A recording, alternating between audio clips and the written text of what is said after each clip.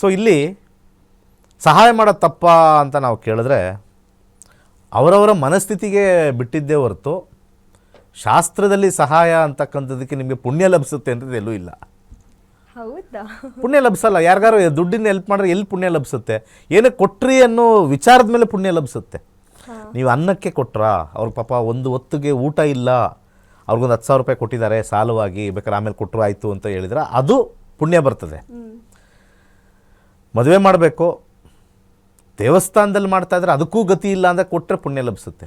ಇಲ್ಲ, ನಾವು ದೇವಸ್ಥಾನದಲ್ಲೇ ಮಾಡಲ್ಲ, ನಾವು ಸ್ಟ್ಯಾಂಡರ್ಡ್ ಆಗಿ ಮಾಡಬೇಕು, ಸಾಲ ಮಾಡೋದು. ರಿಚ್ ಆಗಿ ಮಾಡ್ತೀವಿ, ರಿಚ್ ಅಲ್ಲ, ಪಿಚ್ ಆಗಿ ಮಾಡೋದು. ಅದನ್ನ ರಿಚ್ ಅನ್ನೋದೇ ಇಲ್ಲ, ಪಿಚ್ ಆಗಿ ಮಾಡೋದು. ಹೌದು. ಸೊ ಆ ರೀತಿ ಮನೆ ಕಟ್ಟೋ ವಿಚಾರ ತಗೊಂಡ್ರು ಕೂಡ ಅದು ಪಿಚ್ಚಾಗೆ ಮಾಡೋದು, ರಿಚ್ ಏನಲ್ಲ ಅಲ್ವಾ? ಇದೊಂದು ವಿಚಾರ ಬಂತು.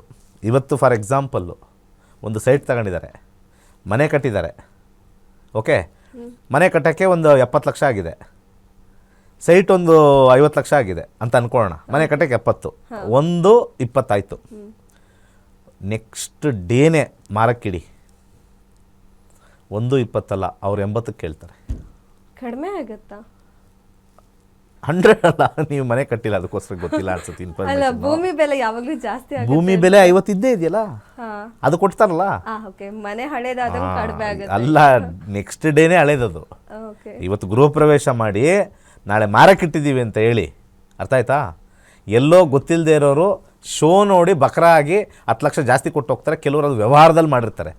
ಕೆಲವರು ಇವ್ರು ಇರ್ತಾರೆ, ಈ ರಿಯಲ್ ಎಸ್ಟೇಟು ಮನೆ ಕಟ್ಟೋರು, ಮನೆ ಕಟ್ಟಿ ಮಾರುವಂಥದ್ದು. ಒಳಗಡೆ ಯಾವ ಇದು ಹಾಕಿದಾರೋ ಗೊತ್ತಿಲ್ಲ, ಅವ್ರು ಲಾಭ ಇಲ್ಲದೆ ಮನೆ ಕಟ್ಬಿಟ್ಟಿರ್ತಾರಾ? ಕರೆಕ್ಟ್ ಅಲ್ವಾ? ಅವರೆಲ್ಲ ಕಟ್ಟಿ ಇದ್ರ ಮೇಲೆ ಒಂದು 20 ಲಕ್ಷ ಬರಲಿ ಅಂತ ಇಟ್ಕೊಂಡಿರ್ತಾರೆ. ಎಲ್ಲ ನೋಡೋಕ್ಕೆ ಶೋ ಇರುತ್ತೆ, ವಾವ್ ಫ್ಯಾಕ್ಟರು. ಅಂದರೆ ನಮಗೆ ತಲೆನೋವಿಲ್ಲ, ನಿಂತ್ಕೊಂಡು ಕಟ್ಸೋವಂಥ ಪ್ರಮೇಯ ಇಲ್ಲ. ಹಿಂಗೆ ದುಡ್ಡು ಬಿಸಾಕ್ರೆ 10 ಲಕ್ಷ ಹೋದ್ರೂ ಪರವಾಗಿಲ್ಲ, ನಮಗೆ ಚೆನ್ನಾಗಿ ರೆಡಿಮೇಡಾಗಿ ಬರ್ತೀವಿ. ನೋಡಿದ ತಕ್ಷಣ ಎಲ್ಲ ಓಕೆ, ನಾವು ಎಂಟ್ರಾಗಿ ಮಲಗೋದಷ್ಟೇ ಕೆಲಸ, ಹಾಲು ಕಾಯಿಸ್ಕೊಳ್ಳೋದು, ಟೀ ಕುಡಿಯೋದು, ಮಲಗೋದಷ್ಟೇ ಕೆಲಸ ಅಂತ ಹೇಳಿದ ತಕ್ಷಣ ಬೇಕಾದ್ರೆ 20 ಲಕ್ಷ ಜಾಸ್ತಿ ಕೊಟ್ಬಿಡ್ತಾರೆ. ಇದೊಂದು ಬಿಸ್ನೆಸ್ ಬೇರೆ ಇದೆ. ಆದರೆ ನೀವೇ ಕಟ್ಟಿ ಏನೋ ಒಂದು ಸಮಸ್ಯೆ ಆಯಿತು, ಈಗ ಆಗೋಯ್ತು, ಎಲ್ಲ ಕಟ್ಟಿ ಗೃಹಪ್ರವೇಶ ಮಾಡಿಬಿಟ್ಟಿದ್ವಿ, ಕಷ್ಟ ಆಗ್ತಾಯಿದೆ, ನೆಕ್ಸ್ಟ್ ಮಾಡಬೇಕು, ಬಂದಿದ್ದಕ್ಕೆ ಕೊಡಲಿ ಅಂತಂದರೆ ಬರ್ಕೊಡ್ತೀನಿ. ನೀವು 1,20,00,000 ಏನಾರು ಖರ್ಚು ಮಾಡಿದರೆ 90 ಕೇಳಲಿಲ್ಲ ಅಂದರೆ ಕೇಳಿ ಜನ. ಅವೆಲ್ಲ ಇಲ್ಲ. ಅದಕ್ಕೆ ಹೇಳ್ತಾ ಇರೋದು, ಕೆಲವು ಹೆಂಗಸರಿಗೆ ಹುಚ್ಚು ಹಿಡಿದಿದೆ, ಮನೆ ಕಟ್ಟೋ ಹುಚ್ಚು ಹಿಡಿದಿದೆ. ದುಡ್ಡಿದೆಯಾ? ಅದಕ್ಕೆ ದುಡ್ಡಿದ್ದರೆ ಮಾತ್ರ ಈ ಥರ ಕಲರ್ ಶೋ ತೋರಿಸಿ. ಎಲ್ಲರಿಗೂ ಆಸೆ ಇದೆ, ನನಗೂ ಆಸೆ, ದೊಡ್ಡದು ಬಂಗ್ಲೆ ಕಟ್ಟಬೇಕು ಅಂತ, ಜಯನಗರಲ್ಲಿ ಕಟ್ಟಬೇಕು ಅಂತ ಆಸೆ, ಸದಾಶಿವನ ಕಟ್ಟಬೇಕು ಅಂತ ಆಸೆ, ಡಾಲರ್ಸ್ ಕಾಲನಿ ಕಟ್ಟಬೇಕು ಅಂತ ಆಸೆ, ಎಲ್ಲ ಆಸೆ ಇದೆ. ಎಲ್ಲದಕ್ಕೂ ಮೂಲ ನಮ್ಮ ಜಾತಕದಲ್ಲಿ ಹಣ ಇದೆಯಾ ನೋಡ್ಕೊಳ್ಳಿ. ಯಾವಾಗ ಹಣ ಇಲ್ವೋ ಕಂಡು ಬೇರೆಯವ್ರಿಗೆಲ್ಲ ತೋರಿಸ್ಬೇಕು ಅಂತ ಹೇಳಿ ಮನೆ ಕಟ್ಟಿ ಊರು ಬಿಟ್ಟು ಓಡೋಗಿರೋರು ಎಷ್ಟೋ ಜನ ಇದ್ದಾರೆ. ಕೆಲವರು ಸಾಲ ಮಾಡಿ ಮನೆ ಕಟ್ತಾರೆ, ಫೈನಲಿ ಆ ಸಾಲ ತೀರ್ಸೋಕಾಗದೆ ಮನೆ ಮಾರಿರೋದು ಉಂಟು, ಇಲ್ಲ ಜೀವನ ಪರ್ಯಂತ ಸಾಲ ತೀರ್ಸೋರು ಉಂಟು. ಅದೆಲ್ಲ ಇನ್ನೊಂದು ಪ್ರಾಬ್ಲಮ್ ಏನು ಗೊತ್ತಾ? ಮನೆ ಕಟ್ಟೋ ಟೈಮಲ್ಲಿ ಜೋಶ್, ಹುಮ್ಮಸ್ಸು, ಯಾವುದೋ ಆರ್ಡಿನರಿ ಟ್ಯಾಪ್ ನಮ್ಮ ಬಜೆಟ್ಗೆ ಹಾಕೋದಲ್ಲ.